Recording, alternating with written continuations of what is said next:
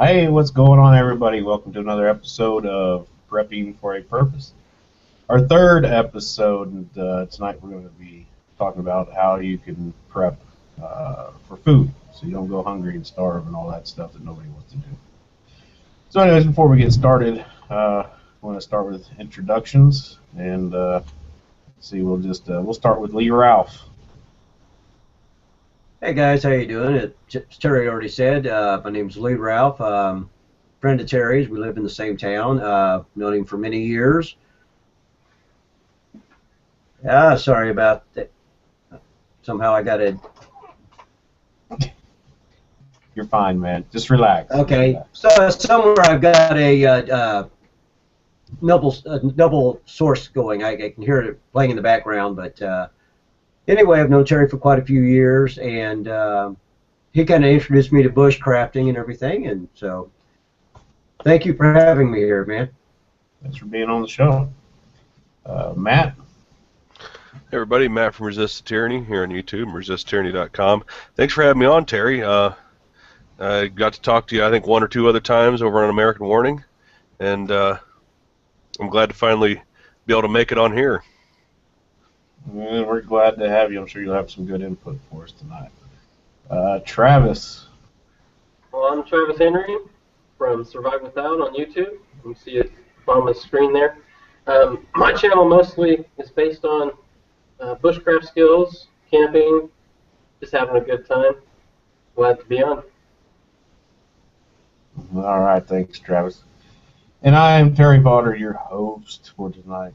You can check me out on YouTube on Outdoorsman's Paradise, and all kinds of neat little videos on there, mostly bushcraft, some shenanigans, some beer drinking, a lot of bushcraft. Yeah. So we want to do a couple shout outs here to our sponsors real quick. The first one is Wolf Customs, fine leather goods, and I think some apparel now. Check them out, www.wolfcustoms.com, and AmericanWarning.com. Make sure you check out the book Reloaded, An American Warning by David Robertson, and check out the social media and leave some input. I'm sure that he would really love it. So anyways, with that, I guess we'll just get started and start talking about how we all prep for food. And Matt, I don't know if you've watched some of our other shows before, but to kind of bring you up to speed, we make it real clear that prepping doesn't mean that you're a radical person, which I know that you understand that. But just like somebody said once before, is you put gas in your car before you run out of gas, so therefore you're a prepper as well. It's that simple. So anyways, Matt, if you want to start us off with some of the ways that what you kind of do for food in case of a crisis or end of the world or however you want to say. I just cuddle into the corner of my bunker with a can of beans and... Well, don't forget the can opener. No, I think I do it the way probably a lot of people do it, and that's just as I can. And that is, if I happen to have an extra $20 to spend at the grocery store, that's an extra $20 worth of canned goods. But like what I go out of my way to buy is some of the freeze-dried bucket foods, like Wise Foods storage stuff. And then of course buckets of rice, and I brought this out today. These Daytrek survival cookies. These are like super cheap. Aren't they like packed with calories too? Oh, they're just tons of calories. Like this, each bar has, I think each bar is like 400 calories, and a bar is like the size of a Zippo. Yeah, and there's like what, 3 or 4 bars in a package? 18. Oh, 18. Ooh. Yeah. What kind of price do they have on those? 200 calories per bar. Oh, okay. Yep. If I remember correctly, I think I buy 3 of them at a time for like $21. That's not too awful bad. No, and they stay forever. They're vacuum packed in that Mylar, and then they're individually wrapped inside. There's 18 bars at 200 calories with 3,600 calories in a pack. Yeah, you could survive on a week for this. Yeah. You know, depending on depending on what you're expending for calories. You know what situation you're in. But if you're really not expending a whole lot of calories, this, you know, near 4,000 calories in a week is, you can survive on it, especially if you're getting some wild edibles out of it too. Right. So how much does that weigh? That little packet weigh? And do you have to do anything to it to prepare it? Like add water to it, or? Nope. You unwrap it and eat it. They're like compressed cookie crumbs. You know, if you can imagine, or vice versa, like a cookie that maybe was overcooked and, you know, is crumbly. You can, and actually we were talking about it a little bit before the show started.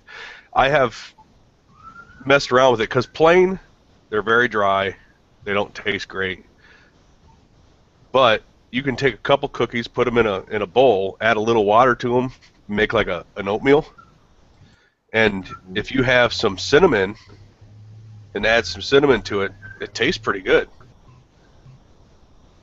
I've heard that before, that they do make you thirsty, which isn't a bad thing, because if you're resorting to something like that, you should probably be drinking plenty of water too. Now, Matt, would you say that would be something you would keep in your gear as maybe a backup, or a you know, something you could rely on in a pinch until you can secure better food, or how would you? My thought, and this was, of course, I've had to change some things since I moved here, because Ohio, where I'm originally from, my entire prepping mindset and bug out mindset was lots of wild game, water wherever I wanted it, and lots of wild edibles. Here in the desert of Arizona, you have none of that. So I've had to change that around a little bit. But like my bug out bag has 2 cans of Chef Boyardee in it and 1 of these. And I figured that gave me a little bit over a week to get my spot down and start hunting. So it was my primary food to begin with. Okay. And you had the same mindset that I did, as the whole hunting thing. And yeah, you got a good point. Where you live, you don't have the wildlife that I have here. It'd be plentiful. Anybody with a little bit of skill should be able to survive in the woods here. Well, and also depending on what you're willing to hunt and what you're willing to eat. Oh, absolutely. Yeah. Well, dire situation, I'm pretty sure you'll eat just about anything when you get hungry enough.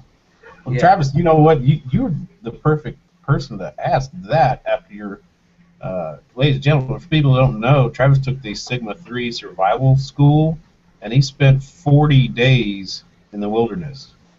So what exactly will you be willing to eat after that long, Travis? Well, I'll be honest with you, there isn't much I'm not willing to eat, but the real truth of the matter is most of the time there is actually good stuff to eat out there. You don't necessarily always have to sacrifice, especially if you have spices. Did you There's do really it? wild onions growing. Go ahead, Lee. Well, I was going to ask, was it mainly green growth, or, you know what I'm saying, vegetation, or was it trapping, you know, meat and stuff like that, or what did you do mainly? A lot of it at the time was fish or you know, wild edibles. Wild edibles, yeah, that's what I meant to say. Absolutely. Oh yeah. A green briar was a big one that I ate a lot of, to be honest with you. A lot of the new growth in the green briars. And You learn to like goes it. into prepping. That goes into prepping too, is knowing your wild edibles to eat. You know, since we're on a food prepping subject tonight, but yes, he has some good books. He also has some very nice fold-out laminated things that somebody was so nice to send him in the mail. Thank you. Anyways. But And who what might is that be? there? What is there this time of year though, Travis? You know, like in our area. Well, a lot of it's all dormant right now, to be honest with you. That's And what I figured. you have to, yeah, you can dig it up. There, Eat the to root. be honest with, huh? Eat the roots. Oh yeah, absolutely. Well, you know, a lot of the stuff when it goes to winter, all their energy is stored down in the roots at that point. And then when the spring comes, then of course the new shoots come up, and then their energy goes up to making new growth. So Right. winter is when you want the stuff in the ground, and you know, vice versa. Sure. That makes sense. Well, you know what? The question I'm going to ask is probably not going to pertain so much to Matt in his area, and it may even, you know, even though we're only what 180 miles apart or so, what might be in your area is different from ours. What would you recommend in this area in the wintertime for something like that in a survival situation? You talking to me? Yes, Travis. Oh, gee. Yeah, I'm gonna put you on the spot, man. Thanks a lot. You know, I haven't delved into that actually as hard as I should have, or should. You know, I studied as much as I can, to be honest with you. But there's actually a lot of new growth out in the forest right now. If you kind of go out in there, even dandelions you'll find Right. this time of year. Sometimes you can find a little bit of wild lettuce coming out, things like that. A lot of the roots you can go for right now would be they got what they call a wapateza. You ever heard of that? It's an arrowhead plant. I'd have to show you a picture of that. I'm not sure if this book here has that in there right now. Well, if you're around a lake area or something, cattail root. Absolutely, yeah. Absolutely. Absolutely. Just a That's a good starch. Awesome. Anyways, I know Travis and I were talking earlier before the show, and he's just dying to show you some of his food prep. Travis is the one guy, and we've been out, you know, on campouts before together. He's the one guy that always has plenty of food in his bag. I think that's most of the weight that he carries. But on the plus side, when we leave camp and hike out, his pack doesn't weigh half as much. So, Well, you've seen my last hike, maybe. I don't know if you have or not, but I had about 7 pounds of food in there on that 26-mile hike, and that was a lot of food, to be honest with you. right. But I ate it all. I like to eat. There's nothing wrong with that. You know, I did bring out quite a few different things here, and to kind of share some of the things that I have. And peanut butter, of course, is one of them. I think just about anybody would have something like that. Or am I coming up on the screen there, guys, or can you tell? Am I? Because it didn't look like it did. So I do Sorry, I tuna. muted myself because there was some noise, and I answered you, but you obviously didn't hear me. Yeah, you're on the screen fine. All right. So I do tuna. And a lot of this stuff, actually, I use for my lunches already. So just having it around is kind of nice. Do salmon. These are already prepackaged stuff, guys. Things that just, you know, aren't going to go bad, per se, anytime soon. I do these little rice dills. Or, I mean, who doesn't have ramen noodles? I mean, this isn't exactly nutritious, guys. But it's something to put in there. The hardest thing that I did learn from Sigma 3 is cutting back on sugars, because your body is going to take a huge shock from not having sugars, caffeine, or just not eating. You're going to be like, what in the heck? My stomach's turning inside out. What am I going to do? You'll start getting hunger pains, but it'll actually subside after, a few days, 3 days, something like that. Of course, you know, if you're eating, you're going to have to be drinking something. Another thing I've got is, of course, Mountain House. I think everybody knows that. I like Mountain House. It tastes good. And then, of course, like I said, you can catch fish. Fish are fairly easy, and you don't have to really do anything. You can actually just set lines, things like that. So.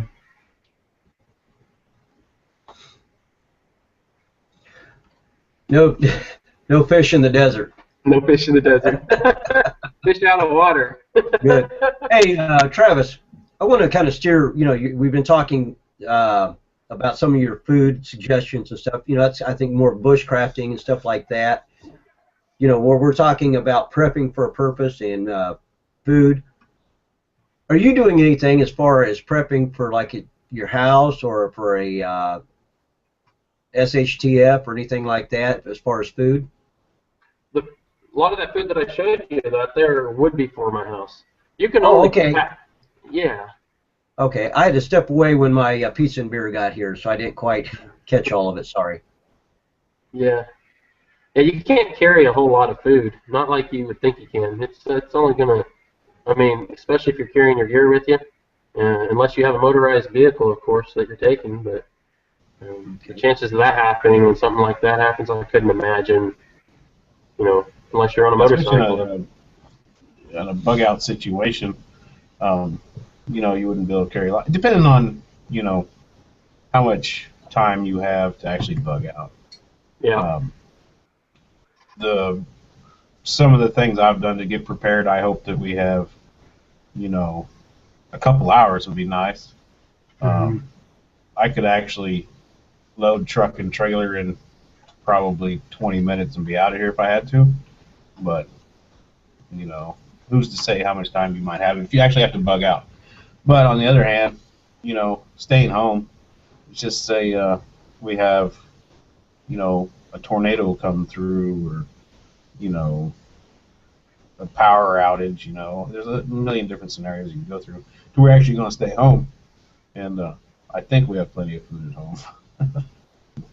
Well, you know, we've got squirrels and rabbits in the yard. As far as bugging out goes, what Travis has, those flat Mylar tuna packages and salmon packages and all that. I'll tell you what, you could shove a couple handfuls of those in your bug out bag, and they weigh almost nothing. Great item, especially for bugging out. Yeah, I have some in my bag as well. Well, I mean, my bag is always packed. I mean, that's just the way to be. But I have, I'm sure I have 72 hours worth of food, and my wife has a pack, and my son even has a pack. Of course, he's only 11 months old. Somebody else is going to have to carry his pack. But, you know, everybody's got their own bag, you know. That should have enough stuff in the last 72 hours anyways. Because after that, you know, like we can, well, like Matt said he would have done, hunt and fish and, you know, gather and all that, which is no problem where I live. So, you know. Yeah, as far as hunting here and like wild edibles, I've noticed every plant is like designed to hurt you here. You know, every plant has like railroad spikes growing off of it that are sharp as a snake's fang. It's just you can't get near anything. Right. Yeah. Understand. I lived out in Phoenix when I was younger and was stationed in the desert for a while. And then the animals that are worth hunting, that totally. The animals that are worth hunting will also kill you. You know, like rattlesnake and the javelina, the little mini pigs that'll ramrod you and all that. Yeah. Well, on the bright side, all you got to do is find a watering hole and just wait. Yeah. I have Is water actually hard to find in your area? Say again? Is water actually hard to find in your area or not? Oh, yeah. It's unless it rains, it's my understanding, and I have not been there yet, but maybe about 20 miles away from me, there's a man-made like pond lake thing that they do stock fish into, but that's the last. If I got to bug out from here, that's the last place I'm going, because everybody that knows this place is going to go there to try to fish. Oh yeah, for sure, and get water. And get water. And then there are some waterways here, some man-made waterways that are built to direct water when it does rain, because they have, when it rains here, it's like biblical stuff. It floods. It's horrible. The problem is, if it's not raining, they're dry. Wow. You know, it's just, yeah, I mean, it's pretty brutal land here. It really is. So, not to get too far off subject, well, you came from Ohio where there's plentiful water. Now you're where you are now. What'd that do to your water bill? I mean, did you see a significant increase in what you pay now compared to what you paid in Ohio? No. No? Okay. No. Water bill's about the same. And I definitely drink more water here than I did in Ohio. Mainly because you dehydrate really fast here, especially in the summer. In the desert. You know, it's just daily activity. I mean, I drink, you know, the Ocean Spray juice bottles. They're like half a gallon or something like that. I drink usually 2 of those a day, in like spring and summer, just to keep from dehydrating. Awesome. I drink a lot of water during the day, but since we've been below 0 temperatures here lately, I haven't been drinking as much. I don't know. I mean, I know that's no excuse. You still drink a lot, but my line of work, it gets pretty cold. I think the coldest, and this is something about Ohio I don't miss, the coldest it's been here so far this year is, I think, 40.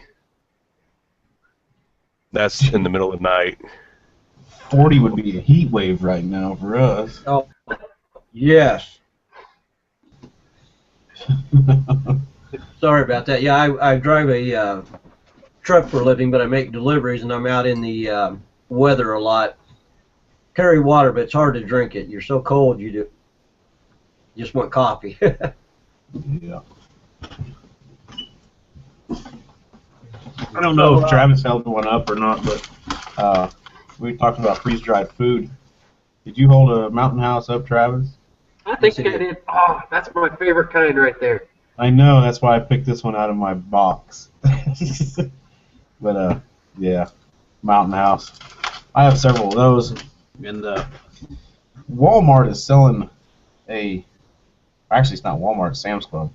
It sells a survival bucket or something that has a lot of food in it.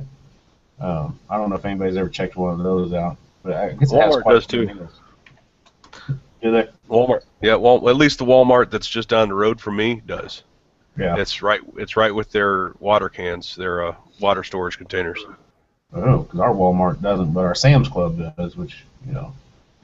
But Matt mentioned Wise Food, and for anybody of you that are curious what it tastes like, I did a review on Wise Food, and I will never buy it or order it. Personally, it was pretty disgusting. What didn't you like about it? Because I try a meal out of it every time I buy one, and other than being a bit salty, I think they're fine. Right. Well, I don't know. You know, I think I was watching that prepper show that's on Which one? TV. You know, I forget which one it was, but anyways, there was a commercial for Wise Food, and you call the number and they'll send you a free, package or whatever of it.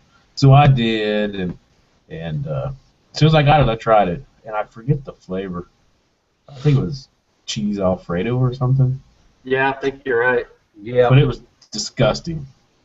And they actually called me like the day after, asking me how it tasted. And I told them I had a YouTube channel and put it on there. They should watch it because it was gross. That's a good video too. The dog Honestly, won't even eat it. honestly, other than like your store bought foods, like what, like the tuna that was you holding up earlier and all that. Other than the store-bought foods, I think my favorite like long-term storable food that I've ever bought is from MRE Star. They were MREs. Really? See, I've had MREs, and I wasn't a big fan of those either. But you know, MREs sometimes you get good ones, sometimes you get bad ones, and that may be what it is with Wise Food too. I don't know, but I know I've never had a bad Mountain House that I absolutely would not eat.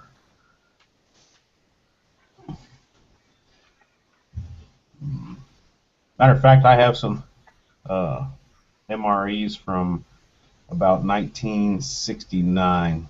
Ooh.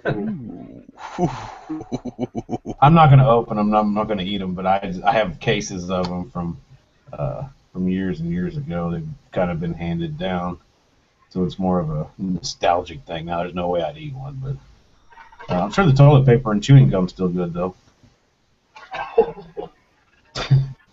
The chewing gum's always the worst of all those. Gross. Yeah. See, I've never had any of the MREs. I go back to the old Sea Rats, is what we had when I was in. Well, that's what these are, sea rations. They're pretty much the same thing. Yeah, this is back when, you know, there were actually steel cans, so you had to use the can opener. Right, that's what I had was, yep. Yeah, that's what these are. Okay. See, they're sea rations. They're not the packages then, the tear-open packages. No. Okay. No, I think just about everything came in a can back then. Yeah. Because I know Hey, some of them were like spaghetti and meatballs and stuff like that. Yep. Yeah. Anywho. I want to ask a question, kind of change the subject a bit.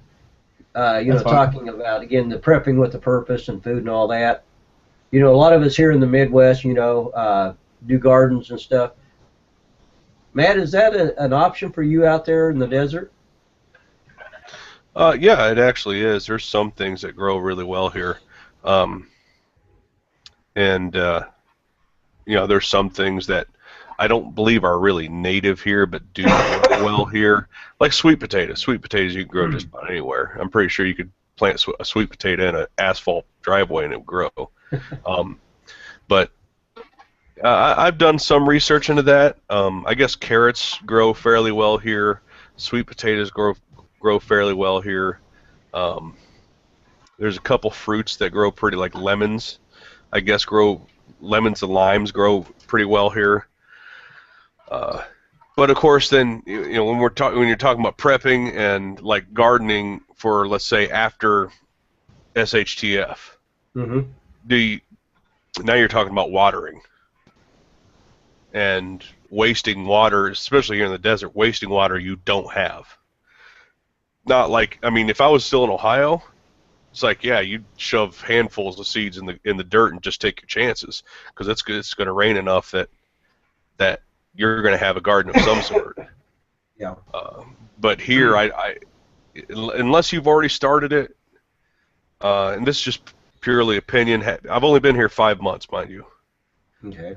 So just my opinion of what I've taken in so far is that unless you've already started a garden here in the desert, you're probably not going to be starting one after like SHTF. So like I said, you're not going to have the water for it. Right. That's actually one of the things I didn't bring and I meant to. Is one of the things that are in my bug out boxes is I think Travis actually has one that he bought. I don't know, but I have a coffee can that I filled full of different packets full of seeds and stuff. Of course, that'd obviously be long-term survival situation, but better be prepared than not at all. But Travis, don't you have one of those cans that you bought? No, I think you're thinking of David. Well, I knew David said he had one, but I thought you said you did too. No, I don't have a can. I just have a bunch of seed back. Yeah, that's what I have. But obviously, that's for long-term scenario. Staying out in the wild for a long time because, jeez. Lee's goofing with buttons. It's got me all flustered. That's now. exactly what I was doing. Sorry about that, Terry. Go ahead. Anyways. You're talking about seeds in a can. Seeds in a can. Oh, yeah. But obviously that's for like long-term, living out in the wilderness. Matt's rolling. Great. So yeah, if you plan on bugging out for a year or more, then yeah, you better have some seeds in your bag, and the little green ones. Now, are they Sorry. just any type of seeds, or did you get the what they call those heritage seeds? No, I just bought them at the garden store. I know some. Travis knows more about it than I do. Some fruit-bearing plants um, will not reproduce again the following year if you take the seeds from them. It Right. takes a special one. Travis, I know he spoke about it once before. It's like corn. Yeah. What's that, Travis? Yeah, a lot of those genetically modified seeds won't. They're not designed to. I don't know a ton about it, but I do know that much. Yeah, you I know have to some have of the the heritage genetic. seed. Yeah, some of the genetically ones, it'll produce a plant, but that plant won't produce any fruit or something of that nature. Yeah, Well, they're it not. needs to be They're an not. heirloom. What do they call it when they reproduce every year? What's like flowers? I know that they use the term for flowers a lot. Where Perennials. they perennials. A lot of GMOs aren't perennials. You plant it, you harvest it, and then you have to replant it. You can't get the seeds like from it to replant, and it won't replenish itself. Right. I know, farming, when you harvest the corn, I have seen, behind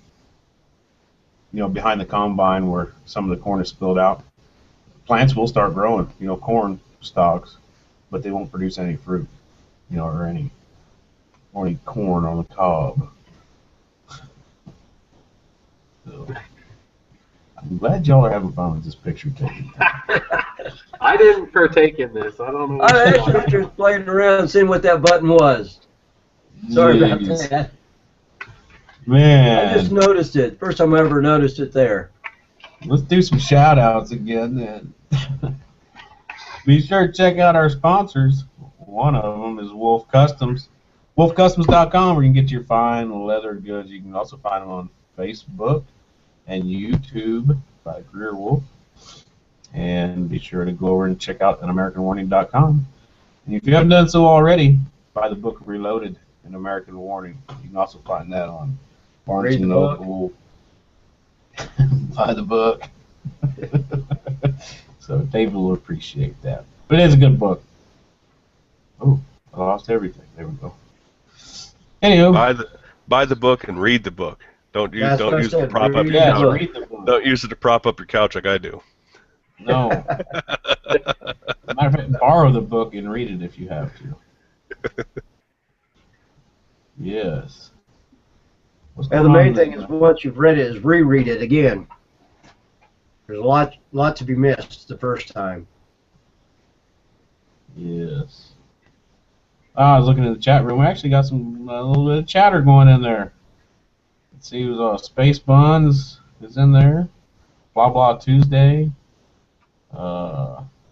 America Died 1913. Counterfeit World. Arizona Prepper. Let's see. Hewing Enterprise. I think that's it. Oh, 420 Homestead. By golly, I've seen him before somewhere. Well, yeah, hey 420 Homestead, how you doing? Anyways, who's got more to add? Well, I would like to take this more along the lines, of the prepping part of it. How am I trying to say this? For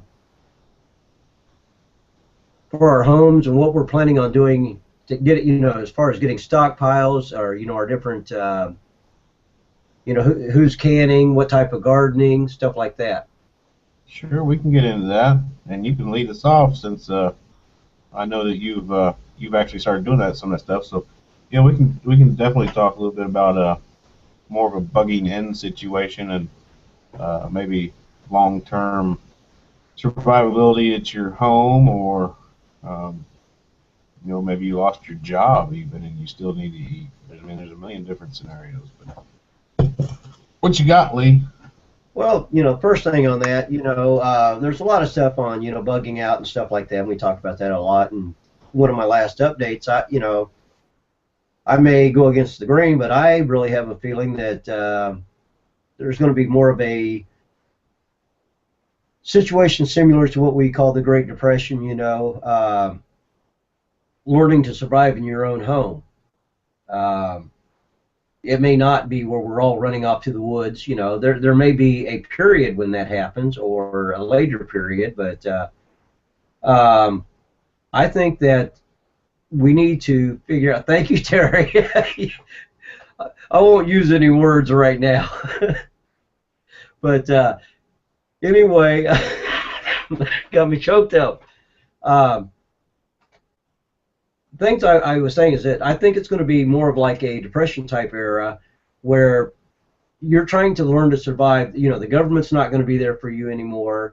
The job you thought you had's not going to be there. The money you had put away in the bank's not going to be there. So you're left to your own resources.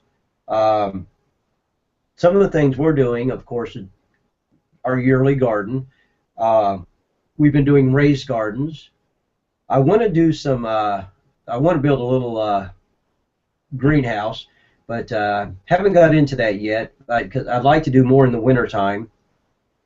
The big thing that I'm working on, that again, where I don't have a greenhouse, is hydroponics. But again, that's going to be a warm weather system where I'm growing crops in a raised garden or a raised bed that's not in dirt, but in like gravel or these clay balls, and you're using fish in a water tank or pond or something, taking the nutrients out of the water which feed the plants. And so that's some of the stuff we're working on, and then of course canning. But there's my start out.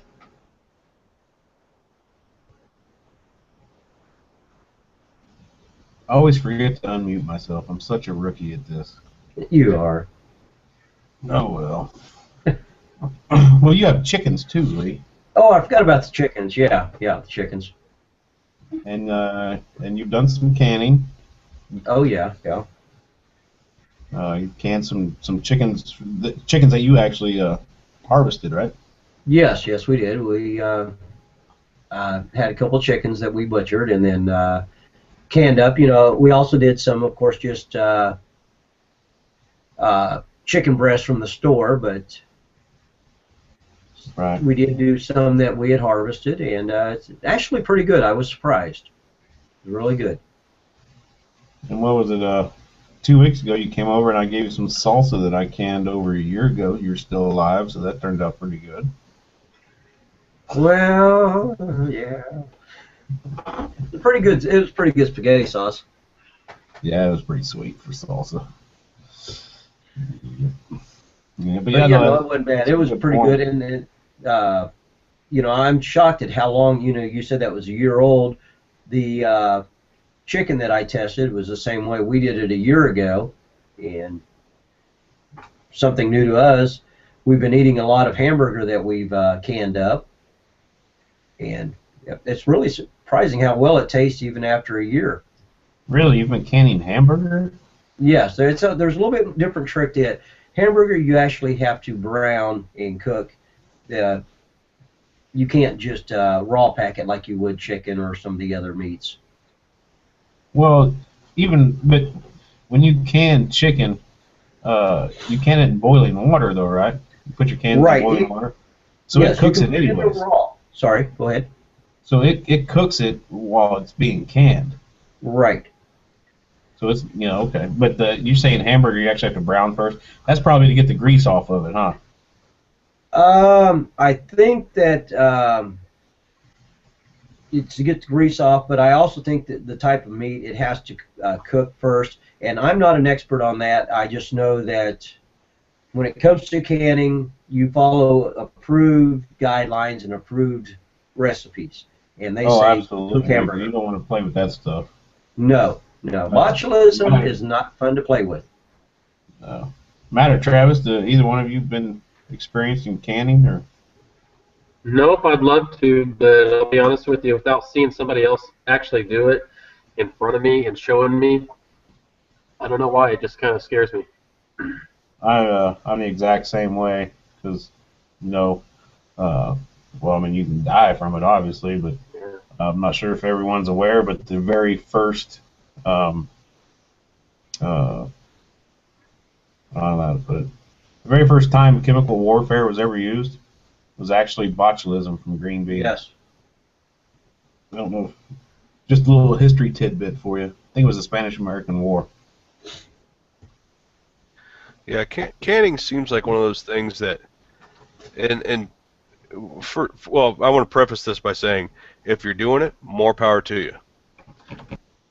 For me, it seems like a lot of work for the same outcome as buying a can of something off the shelf, because the shelf life of the two is about the same. Yes, and you cannot can cheaper than you can buy it off the shelf anymore. That used to be the case, but it's not cheaper anymore.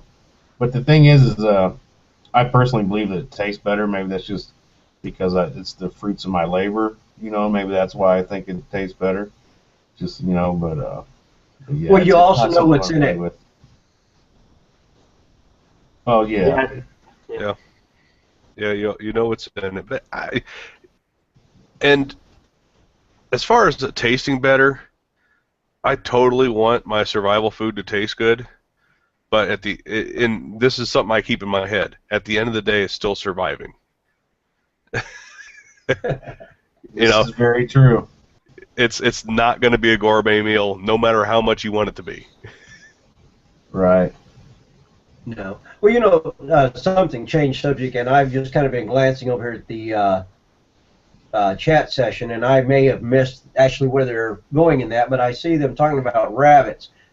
That's something I've been thinking about adding to our little backyard farm, is to add rabbits. And You can produce a lot of meat off of rabbits. Yes. I forget. I mean, we're talking like 100 pounds a year from rabbits. But you cannot survive off of just rabbits like you can other food. You will starve to death if all you eat is rabbits. Yes. I don't know if you saw there, but 420 Homestead made a good point. He said, no BPA can liners in a mason jar. Well, this is true, but like Matt was saying, you're not going to care once you're hungry. Yeah, true. Yeah, it's one of those things, and I totally agree with him. Hence the reason why, as often as I can, I buy the no BPA water storage containers, as opposed to just using, bottles that I empty, because like those ocean spray bottles, like I was talking about. I mean, the closet behind me is full of them. There's got to be 30 gallons of water back there.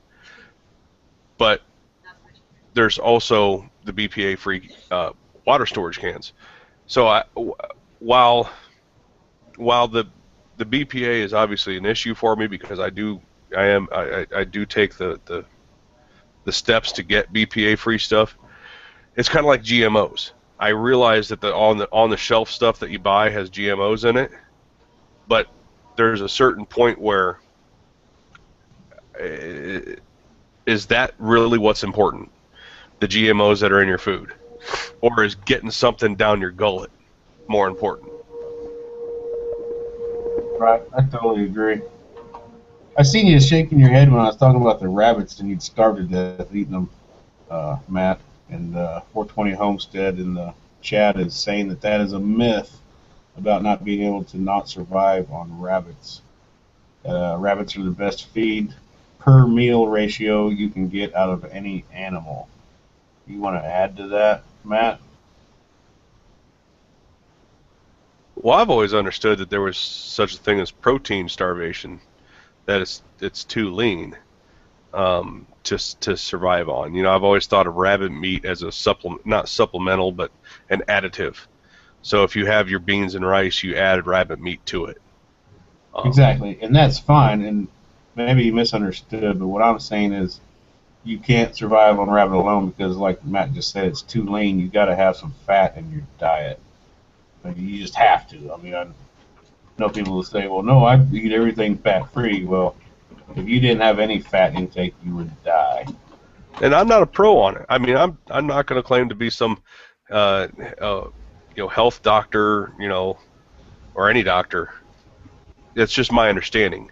I've not tried it. I've not sat there and lived on, rabbit to disprove it or anything like that. But that's just my understanding.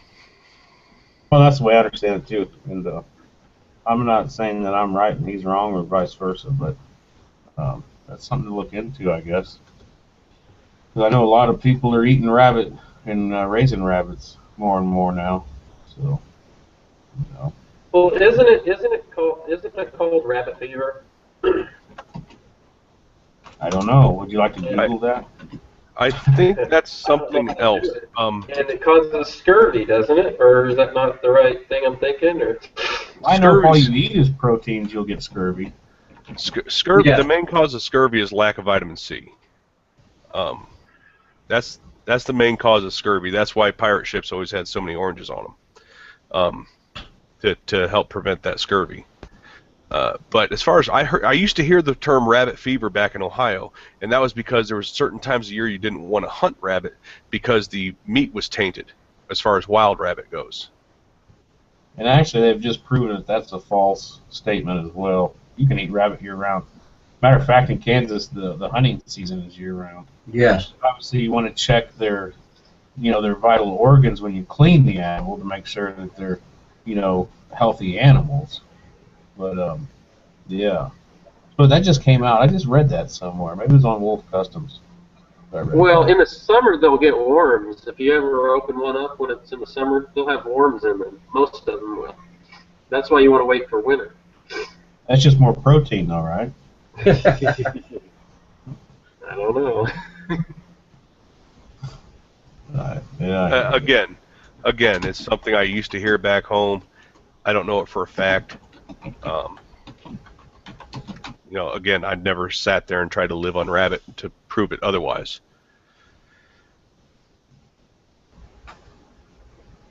Yeah.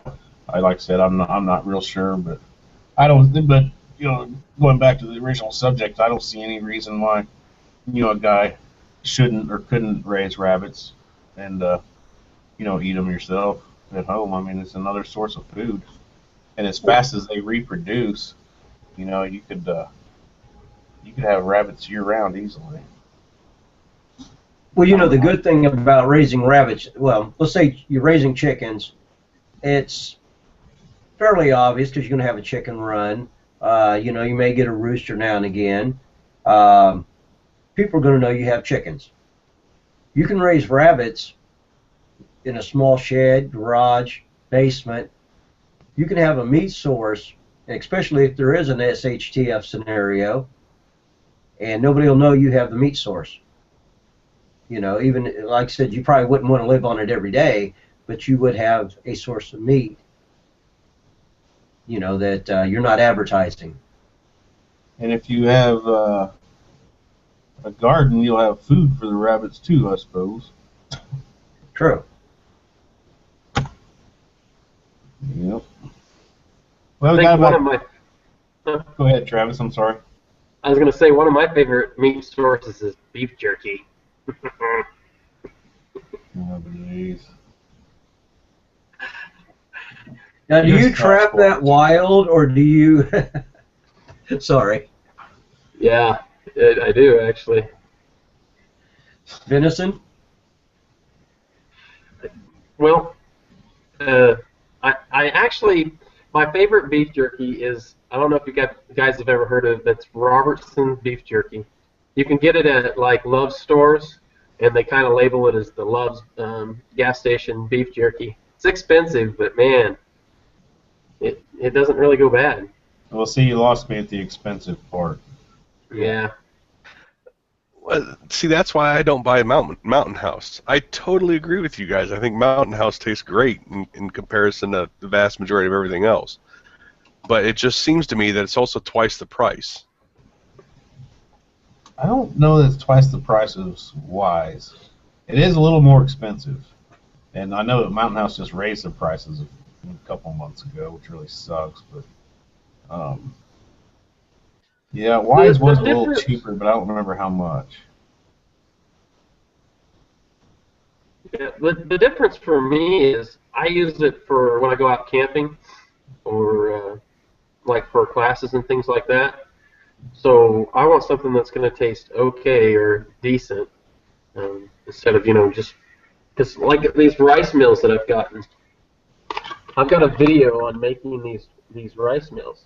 Now, there's not much there really, but I can tell you can only eat about half of that and you're full.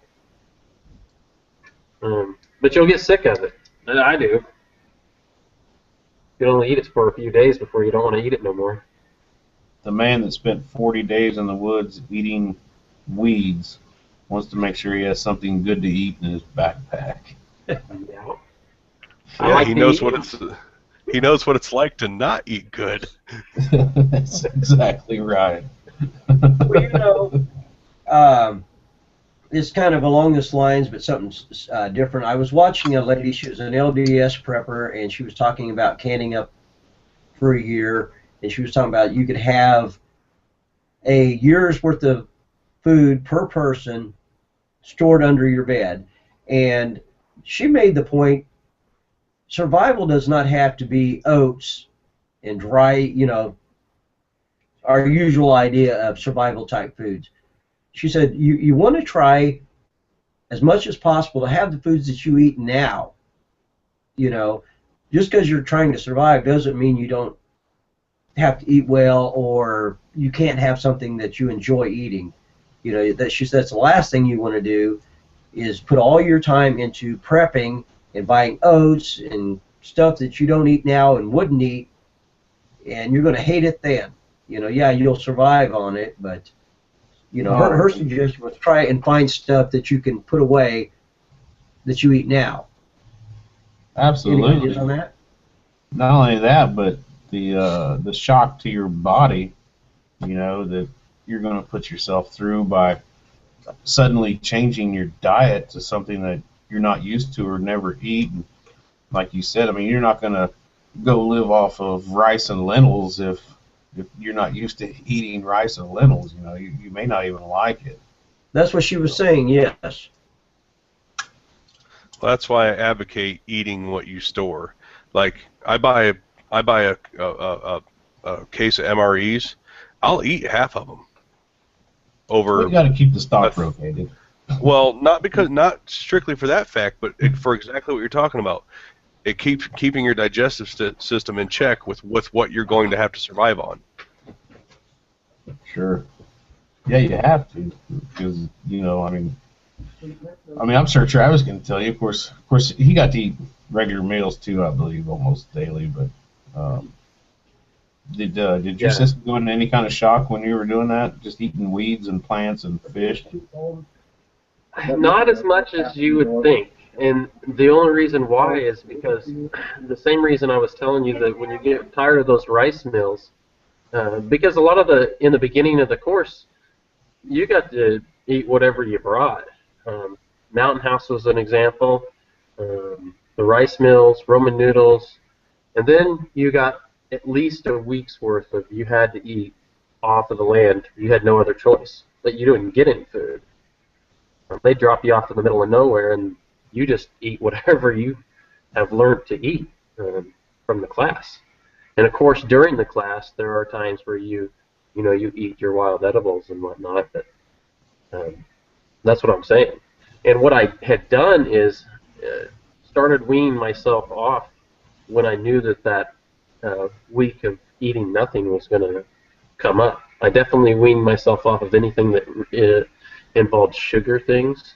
I had weaned myself off of caffeinated things, probably almost a year prior to going, because I didn't want to have to deal with, honestly, headaches for it. And call me a cheater, but, I was just prepping myself for it. And that's why I don't drink caffeinated things now. It's because if something ever happens, I don't want to have to go through that process of having a headache. You know, it's just like my mom used to smoke cigarettes, and now she doesn't. If she didn't have a cigarette, you know what I mean? She was going in a full out panic attack. Right. Yeah. That's pretty normal anytime you quit something, especially if you quit something cold turkey, you know. But I want to go. We got about 5 minutes left here, and I want to go and ask those that are watching what they'd like to see for a topic next week, as well as the panel. We've done we've done why we prep, what we're prepping for, and we can always bring this stuff back and talk about it some more.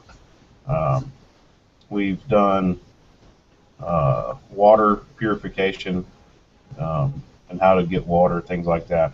Tonight we talked about food, what kind of foods to prep, but I'd like to see what other kind of preps that people are interested in. One of my major things is I am not going to show all my preps, and I'm not even going to show a small, I'll show a very small amount of my preps, just because I don't want you coming to my house if something happens. I don't need you knowing what I have. But if there's anybody in the chat room that wants to see something, or even anybody on the panel, feel free to speak up. No, I want to touch on what you just said, though, Terry. I sometimes question when people go on and show everything they have, every prep they have, every defense they have, every survival. Sometimes we have to hold a little bit back. You can't show all your cards. Absolutely. America Died 1913 said that he wouldn't mind discussing bugging in as a good topic, and that probably would be a good topic, actually. How to prepare if you have to bug in for anywhere from a few days to a few weeks, because we have ice storms where I live, and you may be without power for several days. So that'd be a good one to touch base with. Well, that's why I was kind of touching on the scenario of maybe not a SHTF situation, but just like an economic crash or something, or even if it's just a bad storm or something. We have to learn to survive in our own home, in our own environment. I was watching a video tonight, and for the life of me, I can't remember who it is, and that kills me now, but he was talking about being able to survive and being able to be self-reliant. He said, if you can't be self-reliant where you're at now, you're not going to be able to do it in the woods. I only caught part of that, Lee. I'm sorry, I was reading some stuff. You won't be able to survive in the woods? Well, what he's saying is if you can't learn to be self-reliant now where you're at, how do you think you're going to be able to do it out in the wilderness or out in the woods? All right. Well, that's why we practice. Right. Not only is it fun, we enjoy the hobby, but it's also, for me, it's practice. When I go out there, right.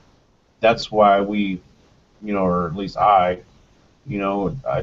never use a match or a lighter to light my campfire. I always come up with something different, either flint and steel, ferro rod, solar ignition, things of that nature. Building, the primitive shelters, because you may not have anything. And that could be just running your car off the road out in the middle of nowhere and, have to survive a night. So, that's why I practice what I preach.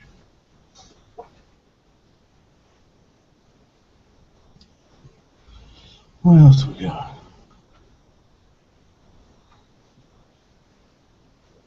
All right.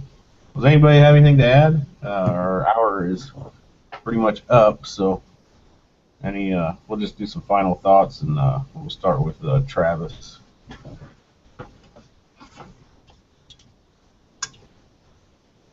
Travis, you have to unmute yourself. I was going to say, start with the muted guy. I was actually switched screens and everything, and I'm like, oh boy. But no, I totally this year I'm going to try to dedicate. Obviously I got a new place. I'm going to try to dedicate more time into a big garden. I got an extra lot here to go about that, and I would really like to learn some about canning. I know some people have reserved thoughts about it, but it's something I'm definitely interested in. But like I was saying earlier, I would love to do it with somebody that's seasoned and know what they're doing, or even take a class on it. Might sound silly, but I don't mind taking a class or something. That's the fastest way to shove a bunch of information down you from a skilled individual. Smart point, Travis. And yeah, if you get started, just make sure you follow all the rules, follow all the directions. That's the best way. There's a reason they say follow approved recipes with canning. Exactly. Matt, you got any final thoughts? Well, one thing I've been wondering for the last hour is, Travis, do you sleep in a hammock in your home? Actually, this is my, you call it the man cave, and yeah, I got the hammock in there. There are nights I don't make it back into the house, so yeah, pretty much. Okay, just every time you talk, the screen comes up is like, that's a hammock in his background. Does he sleep in a hammock in his home? Now that is dedication. Yeah, Matt, just to clarify, he has always wanted a hammock in his house. He's always said, I'd have a hammock in the bedroom if the wife would let me. And he just moved into this new house, and he apparently now has a man cave with a hammock in it. So, good job, Travis. Now, does that have a whoopee sling on it? Yep, it has 3 of them actually. The Ridgeline is a whoopee sling. You can probably kind of see that going across there, and that is extremely, extremely important for a hammock. I've probably said that many times. And of course, the others are whoopee slings too, hanging from the side. Anything else, Matt? I guess when it comes to we talked about food prepping, just to keep it relevant. Like I said earlier, eat what you prep what you eat. I think is probably the best thing I could say. Absolutely, I couldn't agree more. So, did we lose Lee? He may have showed himself off. I don't know. Lee was eating pizza. Oh, Lee, you got any final thoughts? First off, sorry, Travis. Don't forget, resist the tyranny. But my biggest thing is to learn everything you can about all aspects of food, whether it's harvesting meat in your own backyard, growing crops. You may never do these at the moment, but in a certain situation, you may have to take it up.